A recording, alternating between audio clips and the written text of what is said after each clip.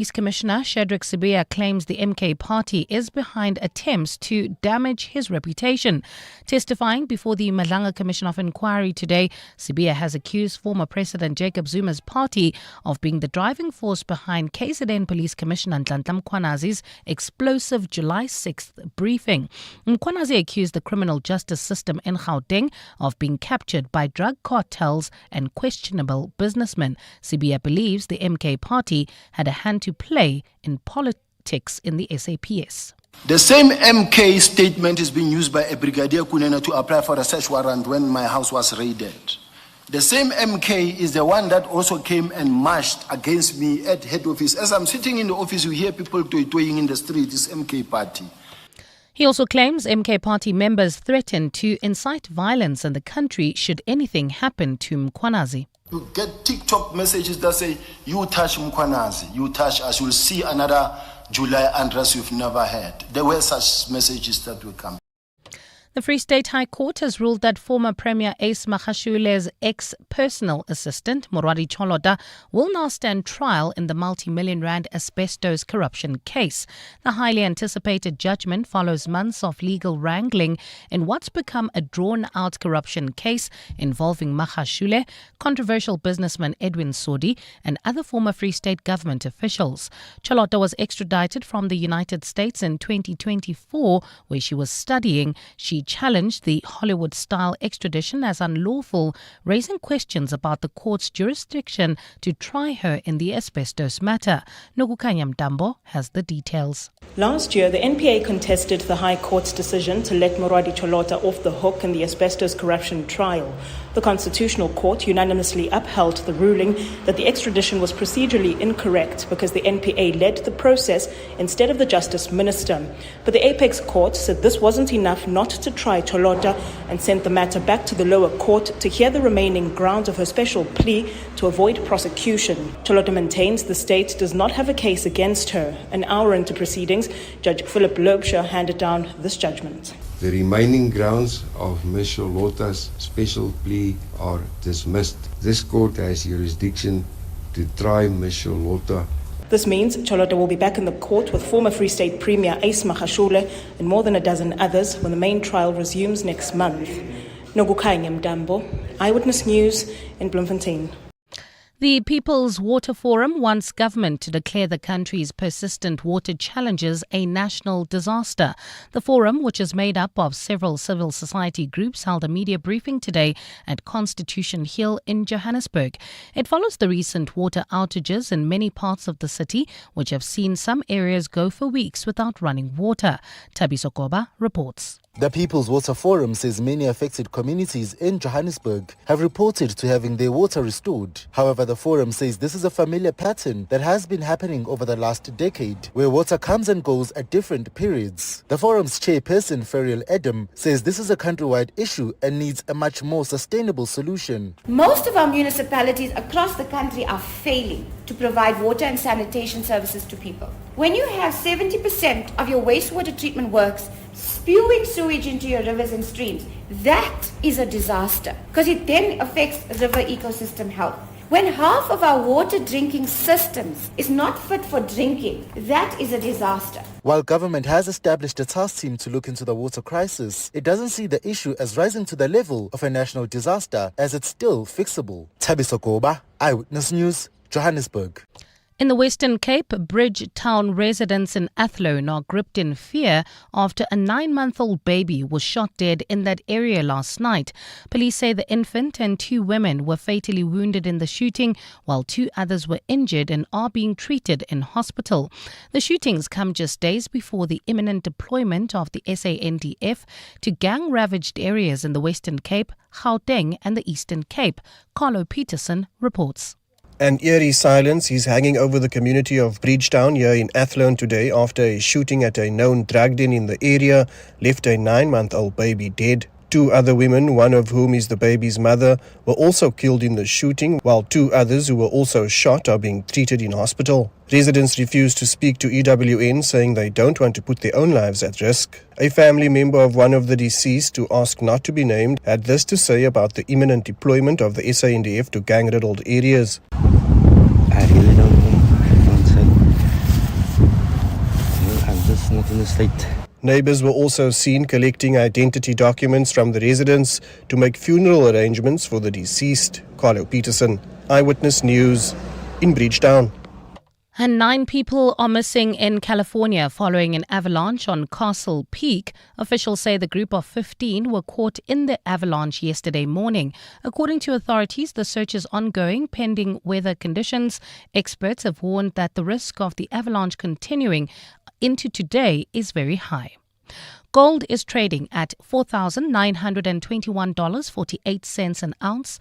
The rand is at 15.98 to the dollar, 21.69 to the pound, 18.92 to the euro, and Brent crude oil is at $67.42 a barrel.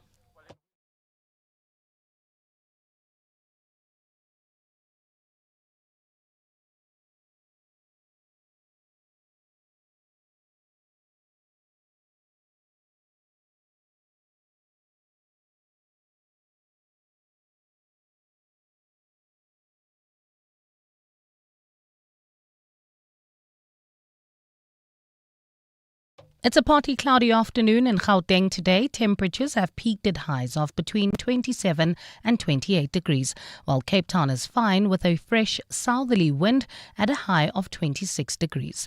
The top story in EWN this hour, the EFF has pulled out of the ANC-led governing coalition in Ekurhuleni.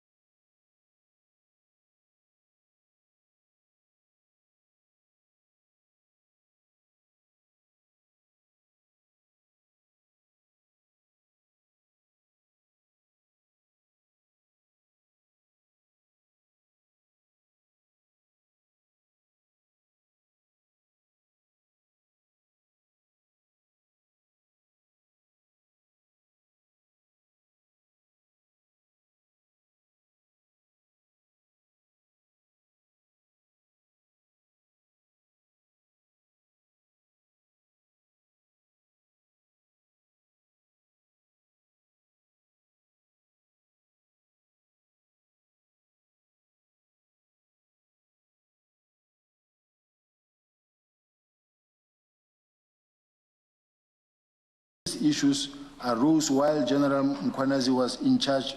A copy of the DHA's letter is attached here to as marked as Annexa SS6.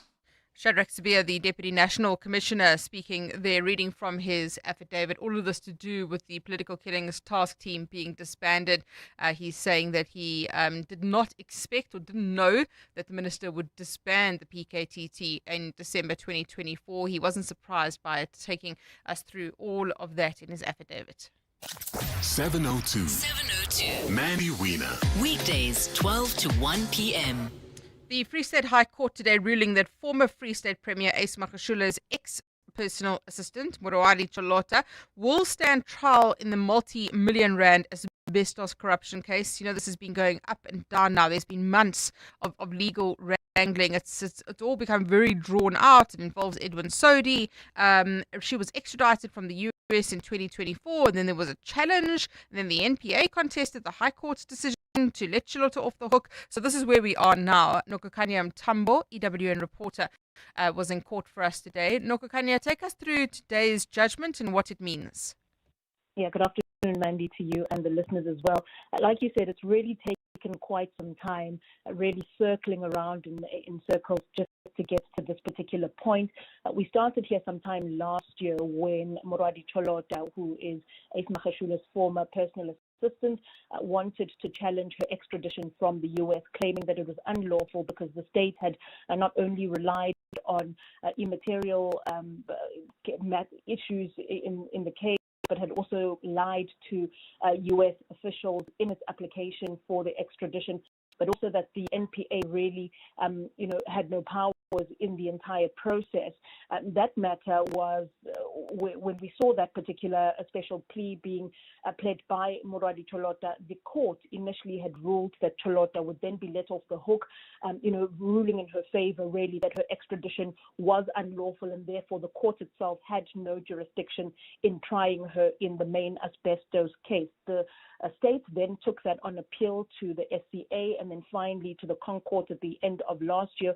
The Concourt upholding the fact that the extradition itself was unlawful, but didn't find grounds for Cholota to not face corruption charges in this particular matter. There still are merit, perhaps, for that matter to go ahead, and then sent it back to this court again to then rule on the matter of Cholota, then going back to the dock with Ace Magashule, Edwin Sodi, Tabani Zulu, and a dozen others in this particular case. And what Judge Lobsha has now said, really going back on his initial word, is that looking at the particular documents and the audit documents that are before the court, even though it hasn't been heard in the trial yet, but the documents that are before the court may point to Cholota having, a case to account for when it comes to corruption, because what it does point to is that there appears to have been, at face value at least, appears to have been an instance where Cholota received instruction to process payments or requested payments from Edwin Sodi's company, as well as Mbabane, who had a joint venture, who were paid the money for the asbestos project that then was botched. And on that basis, then found that in the state's application for extradition from the US for Cholota, it had not lied that there was reasonable cause for Cholota to face corruption charges in this particular asbestos matter. And on those grounds, that the matter could then go ahead, bringing Cholota back into the fold with the 17 others who now face corruption when that matter goes ahead in a month, less than a month, it's 2 weeks' time, on the 2nd of March, Mandy, when they return to this court again for the main trial. Nokokanya, thank you very much. Nokokanya Mtambo, EWN reporter, taking us through that decision today by the Free State High Court. The long and the short of it is that Murawadi Cholota will now stand trial in the multi-million rand asbestos corruption case. The average person will hear their boss say, quick one, 3,476 times during their life. And it's never a quick one. In fact, it's a very long one that forces you to cancel your anniversary dinner at the restaurant with the Michelin star chef and then work through the weekend only to arrive on Monday and be told that the client has decided to go in a different direction. Life taxes you, so invest tax-free from as little as 250 Rand per month. Coronation. Trust is earned. Coronation is an authorized FSP. This is financial year end. This is financial year end supercharged with the help of Zero Small Business Accounting Software. This is you talking to your accountant or bookkeeper. This is you talking to your accountant or bookkeeper with the help of Zero Small Business Accounting Software. So supercharge your business with the help of Zero and blast past financial year-end stress. Try Zero free for 30 days. Terms apply. Search Zero with an X. Aren't you tired of hearing how tough every bucky is? Tough this, tougher that, and being tougherer. But what about a bucky that's actually evolved? Confidence when you need it. Modern comfort because you deserve it. And next-gen tech that's, well, just smarter. Introducing the Changan Hunter range from only 5,299 Rand per month. Test drive SA's Better Balanced Bucky today. T's and C's apply. Changan. Driven to evolve. If a holiday is on your list this year, now's your chance. For 4 days only from the 19th to the 22nd of February, the Pop-Up Flight Center Travel Expo is unlocking limited time deals on holiday packages. Cruise, catch the expo at Sandton City Center Court or get the same offers at Flight Center stores nationwide. But hurry, once the expo ends, the deals do too. Flight Center, your center for travel. WhatsApp Mandy on 072 702 1702. Good afternoon, Mandy Wiener and the fellow listeners. My goodness, that sphere in that Malanga commission. The guy is doing a horrible job at trying to discredit Mkwanazi. He comes and speculates about TikTok, but when he's asked for evidence, he doesn't have it. I mean, he's claiming, oh no, he's an experienced investigator. Everyone who's accusing him doesn't have the qualification. I mean, really now. Oh my goodness. And this guy from KZN who's also going after Mkwanazi. I wonder what is going on there. They gotta look at him and who printed that warrant of arrest, the fraudulent one? Who's behind it? Let's watch the space. Good afternoon, Mandy. My name is John. I'm from Ekurhuleni, and I tell you, Jameson, Boxburg, Kempton Park, Benoni, it's a total disgrace. Water leaks everywhere, potholes everywhere, piles of rubbish everywhere. It's absolutely chaos. Ekurhuleni is a dump. Since this new mayor joined in, my word, it got from bad to worse. It's an insult to humankind. And I think the best is take a drive through this town and see it. Thank you. You guys send the best voice notes. Best voice notes. Thank you so much. I mean, Ekurhuleni is a mess, firstly. Let's give Sabia a chance. I think that he needs to provide the evidence. So he's going through his affidavit at the moment. Let's see what he comes with once he starts facing questions. I've always said we need to hear both sides of this. On the WhatsApp line, Simon says, "Hi, Mandy. It's now simple in Ekurhuleni, as the ANC and the DA can now meet to form a grand coalition in order to save the city. I believe such partnerships can be maintained even beyond the upcoming municipal election because no party is going to be guaranteed a majority win." Thanks. That's from Simon. Is that an option now? So you've got Action SA saying we're not part of this coalition in Ekurhuleni.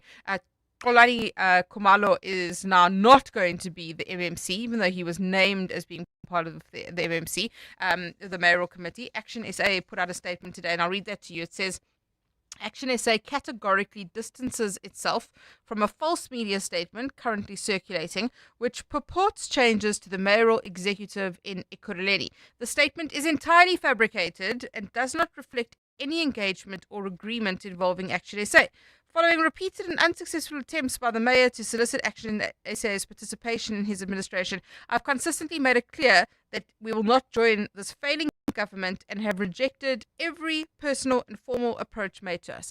So why does the mayor then put out official communication saying that an Action SA person is going to be an MMC, if Action SA is not part of the coalition? Does this open the door now for the DA potentially? Remember, there was a DA mayor that was booted out by the EFF in collaboration with the ANC. So where does that leave us now? Alpha Ramashwana, EWN reporter, joining us to hopefully make some sense of this. Alpha, good afternoon to you.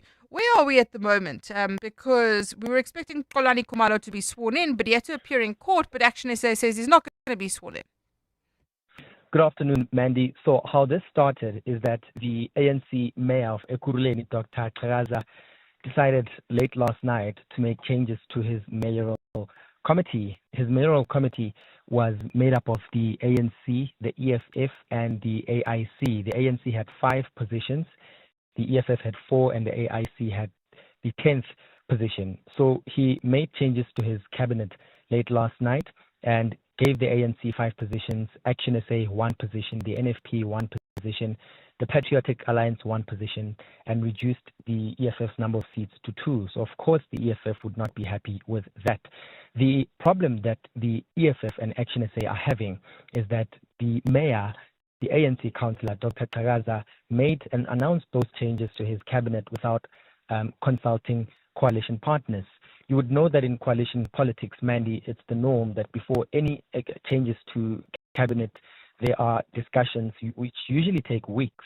But this time around, he made those changes without consulting coalition partners. The EFF says it would have never agreed for its position, a number of seats to be reduced from 4 to 2. Action SA says the mayor actually called them last night and told them that he wants Xolani Khumalo in his mayoral committee. They refused. And according to Action SA, the response they got from the mayor was that he would proceed either way, with or without their approval. And if they are not happy with it, they can pull out. So this is what Action SA is doing. They're not happy that, number one, they were not consulted way ahead of time. They were told late last night, and now they've had to reject the appointment of Xolani Khumalo to the mayoral committee. So really, as we speak, Mandy, the coalition in Ekurhuleni has effectively collapsed. Who's still part of the coalition? The ANC is part of the coalition. The Patriotic Alliance has not rejected anything. So far, they are still part of that coalition. The minority parties are out because they are not even reflected in that mayoral committee. And so it leaves the coalition made up of the ANC, the Patriotic Alliance, and the National Freedom Party, which is by nowhere near the 50+1 mark, Mandy. If a motion of no confidence was to be tabled against the ANC mayor tomorrow, he would have no backing, not enough numbers to keep him in the position. And so at this moment, the coalition there isn't any coalition. It doesn't even have a 10-member mayoral committee as the legislation requires. And does this open the door for the DA?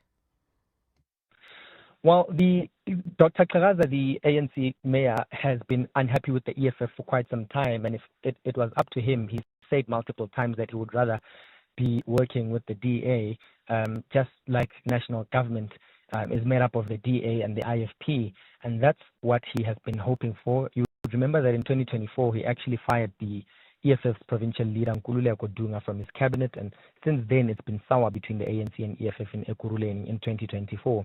So at the moment, the DA has not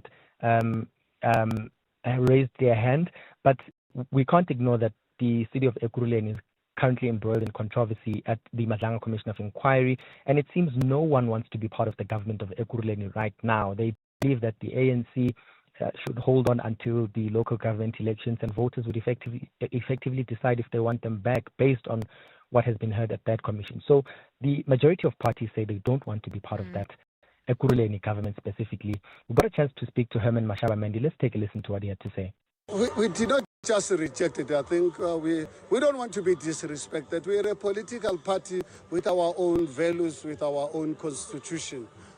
We're not a political party where people just really decide to appoint our councillors in executive positions without involving our party's total disrespect, and we reject it with contempt it deserves. So we're not interested in that.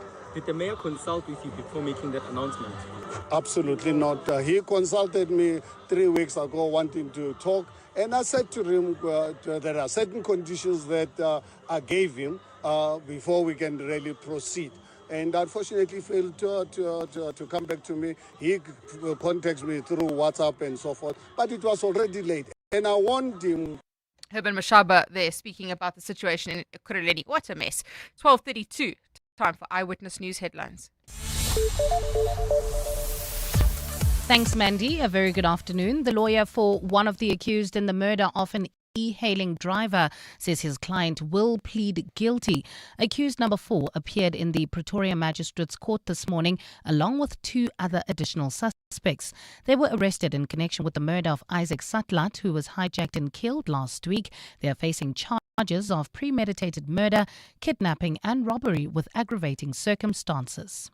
The EFF has pulled out of the ANC-led governing coalition in Ekurhuleni. That decision comes after last night's MMC reshuffle by Mayor Dr. Tagaza. Tagaza removed 2 EFF MMCs from his mayoral committee, leaving only 2. The EFF in Gauteng says the ANC has been slowly pushing it out of the governance structure. And 9 people are still missing in California following an avalanche on Castle Peak. Officials said the group of 15 were caught in the avalanche yesterday morning. According to authorities, the search is ongoing pending weather conditions. Well, those are the headlines. This EWN and more at 1 or as it happens. EWN Sport. Good afternoon, I'm Anthony Teixeira. The Proteas made it a clean sweep of group game victories at the T20 Cricket World Cup. They completed a 6-wicket win over the United Arab Emirates this morning with 40 balls to spare. South African bowlers were led by Corbin Bosch, who claimed a 3 for 12 in his 4 overs. Andrek Nokia taking 2. George Linda also chipping on with a wicket as the UAE were restricted to 122 for 6. Devot Brevis then top scored in the chase with 36 before being dismissed, once again going for a big shot and mistiming it. Live right now, Pakistan at the crease after winning the toss against Namibia and electing to bat first. Looking like a good call. They're 121 for the loss of 3, going at 8.5 runs to the over as they bring up the 14th over. Pakistan fighting for the last spot in the Super 8s. Still to come in the afternoon at 3:30. India up against the Netherlands. In football, it's a massive one at the FNB Stadium as we have 1v2 in the Betway Premiership. Orlando Pirates tackle Mamelodi Sundowns with 6 points separating the pair, with the Soweto side having played a game more. Bucks boss Abduslam Wadu downplayed this as a title decider. It doesn't change too much for us, you know. It's why I really praise my players to be focused in our target and to go without any pressure, you know, to be really free in their mind. Kickoff is at 7:30 at the same time. Stellenbosch up against Magezi, while the UEFA Champions League first leg playoffs continue. Newcastle at Karabag, Leverkusen head to Greece to face Olympiacos. Inter meet Bodo Glimt and Atletico play Club Brugge. Last night, Real Madrid beat Benfica 1-0. However, the encounter was halted for 10 minutes in line with FIFA's anti-racism protocol. Following Vinny Jr.'s spectacular goal, he was confronted by Prestiani, who pulled his shirt over his mouth before saying something. Wins elsewhere for PSG and Dortmund, while there's the first day of the second Bahrain F1 preseason testing live. Anthony Teixeira, Eyewitness News Board. EWN Traffic. Well, at the stage in Ekurhuleni, if you're heading towards Germiston, that's leaving the Boksburg-Wadeville area. There's slow-moving traffic on the N17 eastbound between Osborne and Wits Rifles. There's also bumper-to-bumper traffic. That's if you are leaving the Kempton Park area, heading towards Bedford View, R24 westbound. Between Edenvale Road and the Gillies Interchange. Traffic also a bit sluggish. This is traveling through Melrose, heading towards Sandton. M1 northbound between Athol Oaklands and Corlett Avenue, while in the Mother City. We're still dealing with that accident seen on the M5 northbound before the N2, causing heavy delays all the way from Klipfontein Road, and also accident seen in the Rondebosch area. This is at Park Road, approaching Milner, slowing down traffic. If you come across any other traffic issues, please WhatsApp us on 072 702 1702. There's more EWN on air, online, and on the EWN app. The OUTsurance pointsmen know that every car on the road carries a story. Like the eager beaver driving to meet the woman of his dreams. Butterflies in his stomach, GPS on full volume. He checks his hair for the 7th time. Looking good. The outsurance pointsmen know it's not just a car in traffic, it's a possible love story on the move. Every story is different and every story matters. That's why the outsurance pointsmen have been doing what they do since 2005 in proud partnership with 702. Outsurance is a licensed insurer and FSP. This message is brought to you by Eskom, redefining for a better future. Are you running a business? Every rand counts. Save electricity and cut costs by switching off lights, computers, and air cons after hours. Use energy-efficient lighting and equipment and make saving electricity part of your daily routine. Smart energy habits mean lower bills and greener business future. Let's power success efficiently. Let's use electricity wisely. Eskom. All cars are designed to move. A Mazda is crafted to move you. Every line, every detail, form in motion, beauty with purpose. So that when you drive, you connect. Car and driver become one. One rhythm. Builds, holds, breaks free. The feeling will find you. Mazda. Wonder awaits. Small businesses are anything but small. They're the backbone of our communities. The dreamers, the doers. The ones who keep Mzansi moving forward. That's why 702 and Capitec Business Banking are putting them in the spotlight. Every Thursday between 6 and 8 p.m. Catch Small Business Focus with Capitec, where we showcase the hustle, heart, and the secrets to thriving in today's economy. Your vision matters, and with Capitec, you're never building it alone. Small Business Focus with Capitec, the business bank for everyone. Thursdays between 6 and 8 p.m. on 702. Capitec Bank is an authorized FSP 46669. WhatsApp Mandy on 072 702 1702. Good day, Mandy.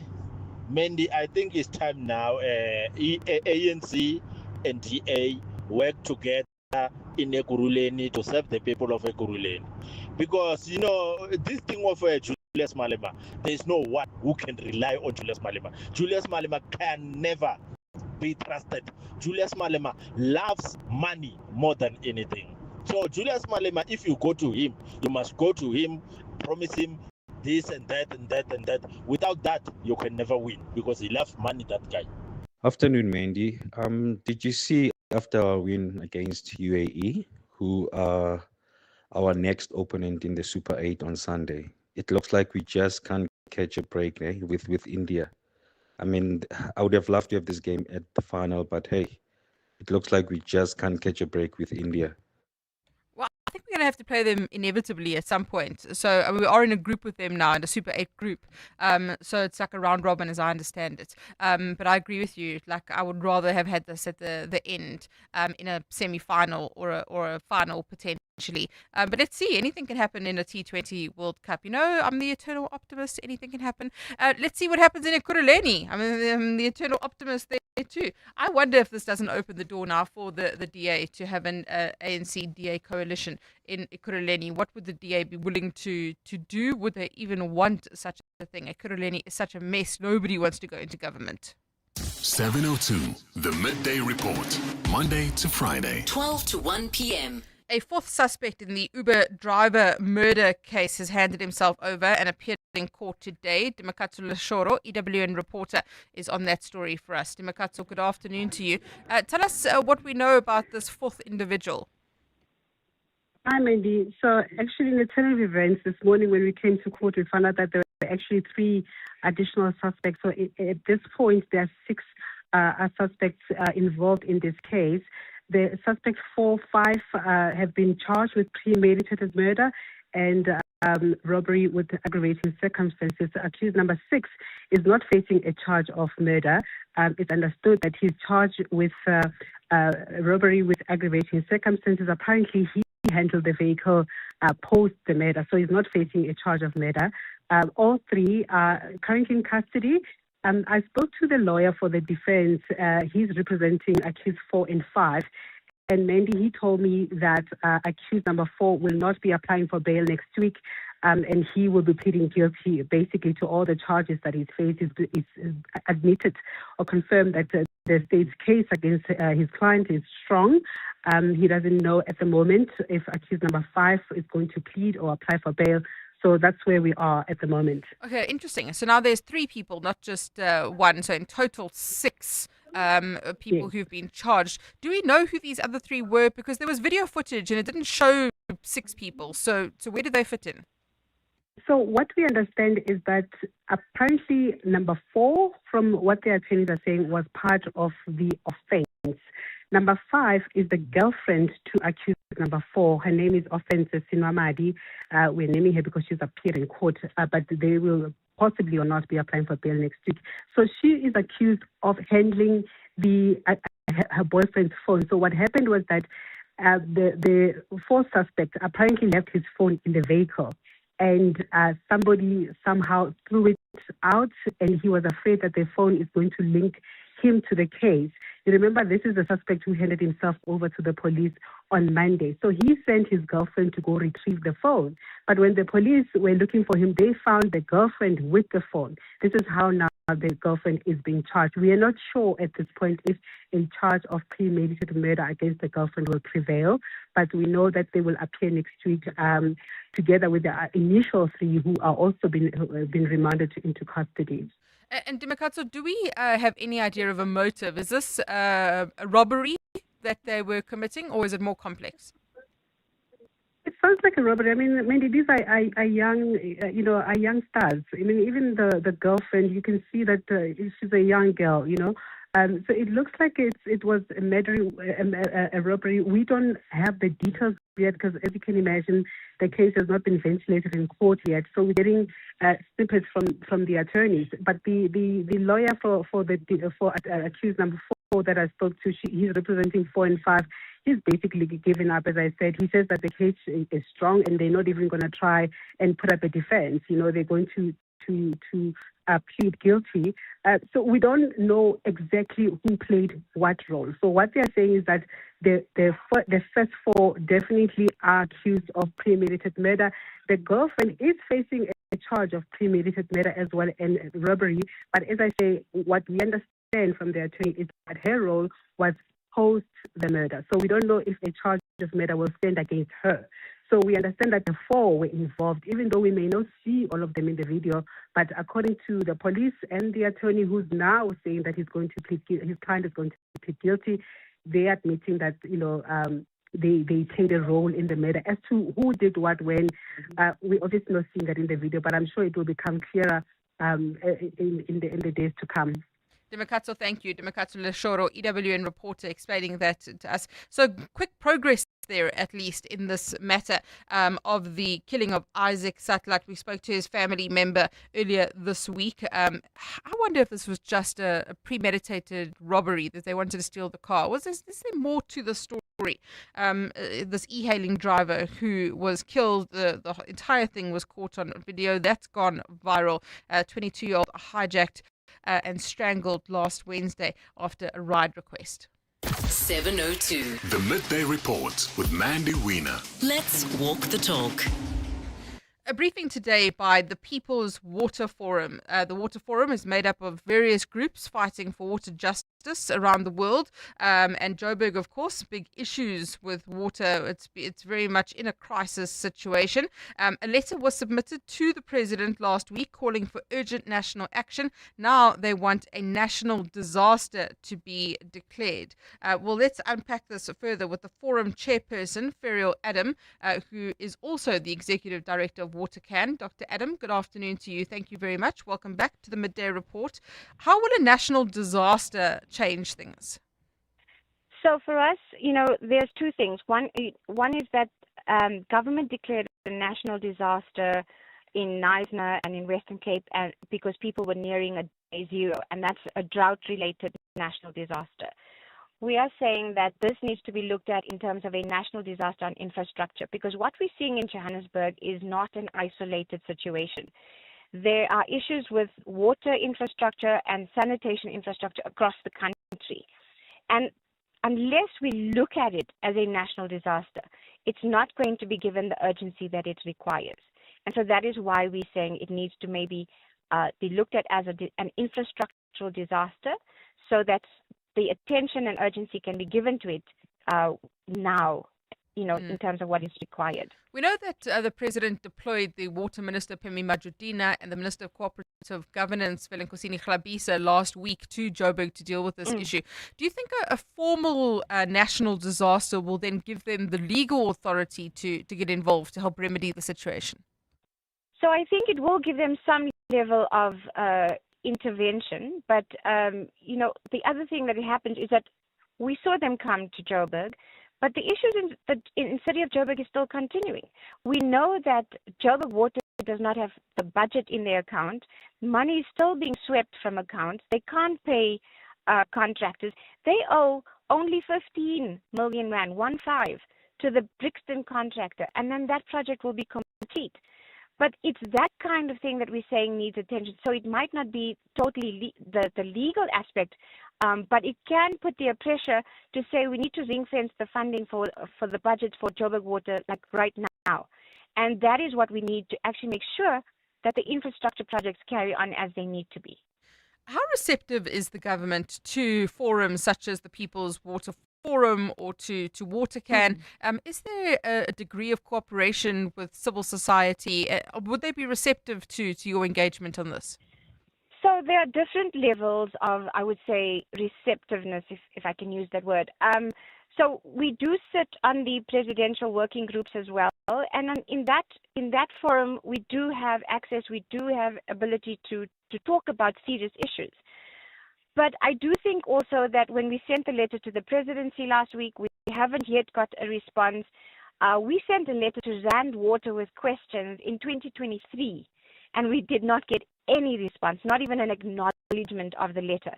So there are varying degrees. I think that often Joburg Water doesn't respond to our queries. So there that we've built a good relationship.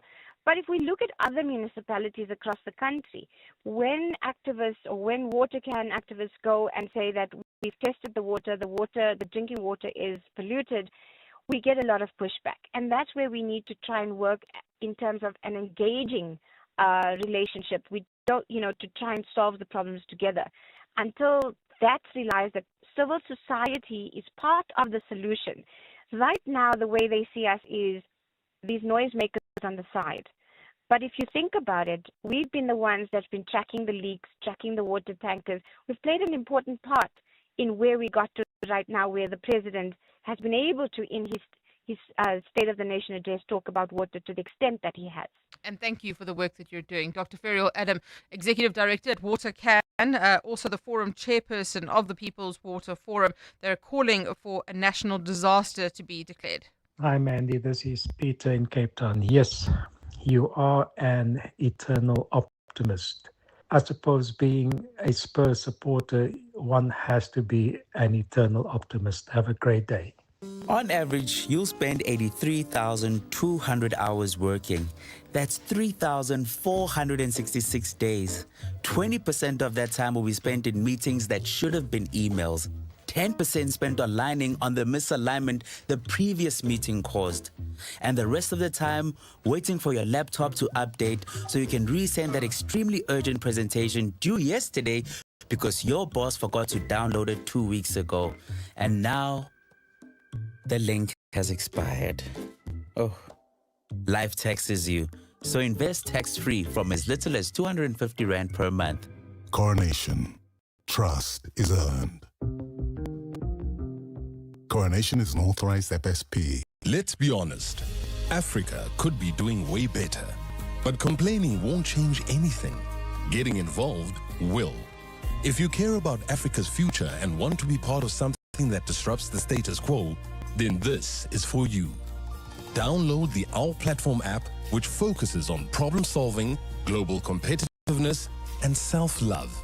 Africa is changing the narrative. Don't get left behind. Download Our Platform. Say hello to the new look Africa. Buy any Hills pet food and you could win one of 10 holidays worth 200,000 Rand each. Or take the bucks. Scientifically proven formulas for your pet. An adventure for you. Hills Pet Nutrition. Science does more. T's and C's apply.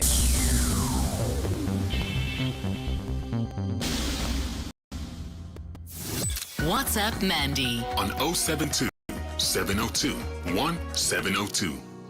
No, Mandy, I don't think the DA should join the ANC in the municipality in Ekurhuleni.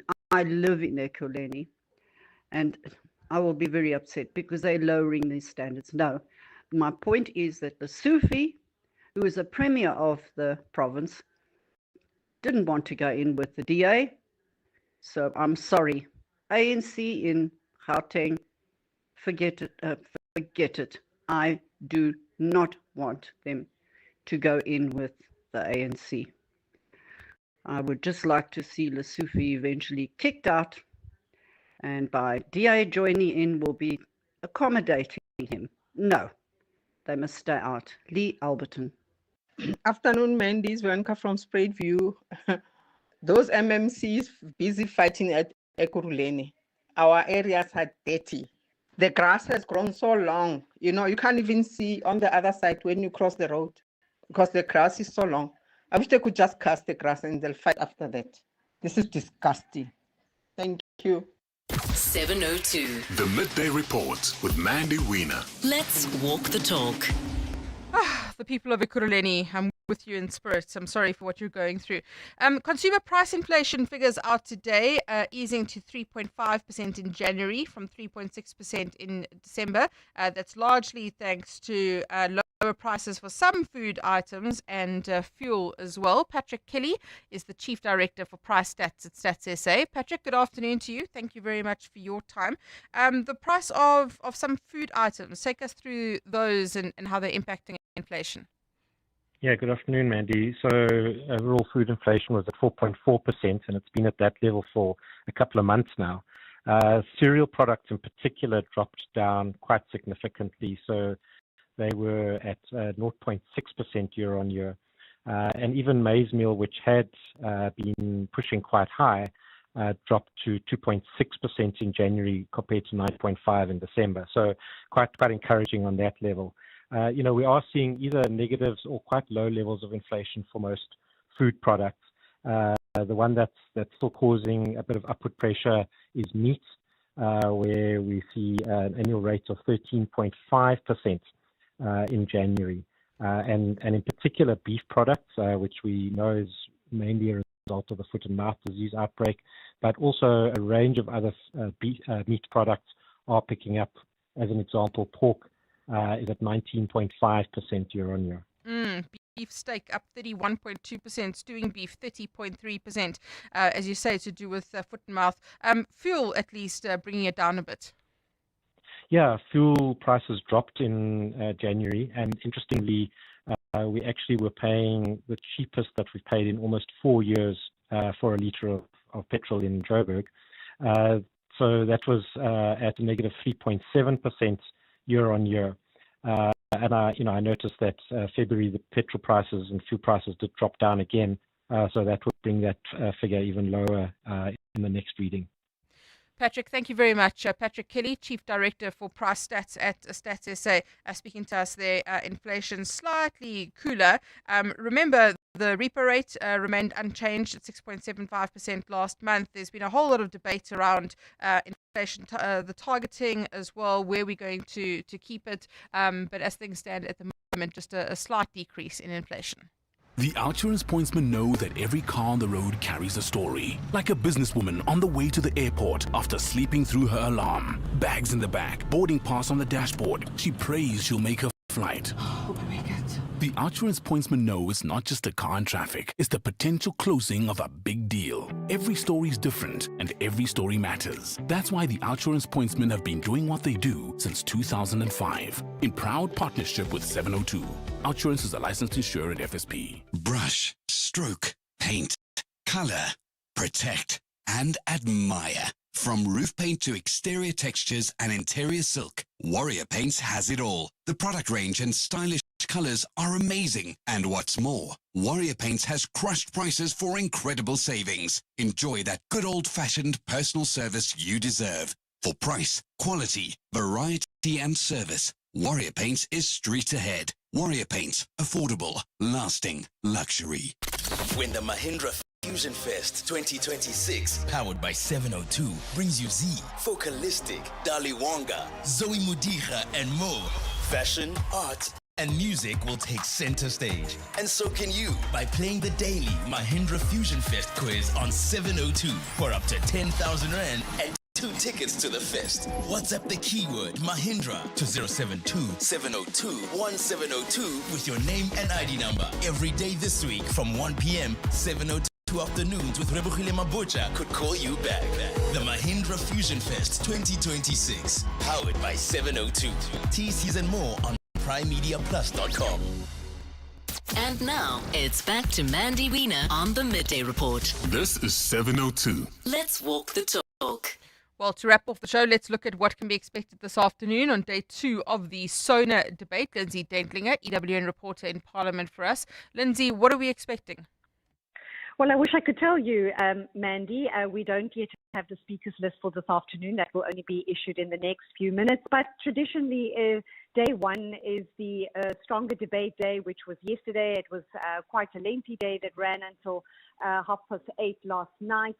We do know, with the exception that Public Works Minister Dean McPherson is expected to be among one of the speakers later today to hopefully give us some idea about that state property company, which the President did make mention of during the State of the Nation address. But as I said, we don't have a full lineup of what we can expect today. We have already heard from the leaders, the parliamentary leaders and party leaders of the major parties already debating yesterday. So probably, if I can call them the backbenchers of both houses of Parliament, we could probably expect to pick up and conclude that debate today, Mandy, before the President replies tomorrow. Lindsay, thank you so much. Lindsay Dentlinger, EWN reporter, looking ahead to that State of the Nation debate this afternoon. As she said, the President will be back in Parliament tomorrow when he will reply. The Midday Report. So I think the big story to watch this afternoon, if you haven't been watching so far, is the Deputy National Commissioner Shadrack Sibia, who is testifying at the Madlanga inquiry. This has been much anticipated. So I think that's going to be interesting. He's still working his way through his affidavit. It's well over 100 pages. So he's taking the commission through that. Remember, he's been accused of being linked to various criminal kingpins in Gauteng, specifically Vusimuzi, Kat Matlala being part of the Big Five as well. He's responding to that and responding quite firmly as well. And no doubt he'll be doing that through most of the afternoon. So keep watching. It is 1 o'clock, time for Eyewitness News. This is EWN. One of the accused in the e-hailing murder case plans to plead guilty, and the EFF turns its back on the Ekurhuleni coalition.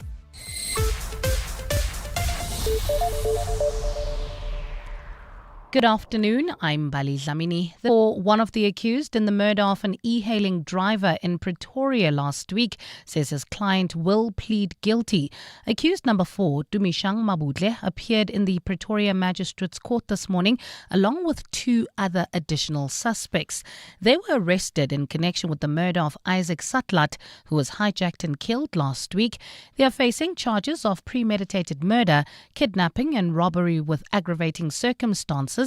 Dimakatso Leshoro reports. It's alleged accused 4, 5 and 6 also took part in the murder of e-hailing driver Isaac David Satlet on Wednesday last week. The additional suspects bring the total number of accused in this case to 6. They are expected to appear alongside the initial 3 accused on the 23rd of February. Lawyer representing accused number 4 and 5, Kaiza Mpahlele, confirmed that accused number 4 will not be applying for bail and intends to plead guilty to the charges against him. He says the state's case is strong and that there's no point in wasting the court's time. It remains unclear whether accused number 5 will also plead guilty. Accused number 6, on the other hand, is not facing a charge of premeditated murder but is charged with robbery with aggravating circumstances. Dimakatso Leshoro, Eyewitness News, Pretoria Magistrates Court. The EFF has pulled out of the ANC-led governing coalition in Ekurhuleni. That decision comes after last night's MMC reshuffle by Mayor Dr. Xhakaza. Xhakaza removed 2 EFF MMCs from his mayoral committee, leaving only 2. When the EFF and ANC entered into a coalition in 2023, both parties held 5 MMC positions each. The EFF in Gauteng now says the ANC has been slowly pushing it out of the governance structure. Spokesperson Dumisani Baleni. The systematic removal of the EFF from government in the city of Ekurhuleni is not based on performance failures, but precisely on our effective performance, which the ANC perceives as a political threat. The EFF therefore informs the people of Ekurhuleni and Gauteng that we have declined the offer to continue forming part of the mayoral committee in the city of Ekurhuleni. We will instead take up our role in the opposition benches. Suspended Deputy National Police Commissioner Shadrack Sibiya claims the MK party is behind attempts to damage his reputation.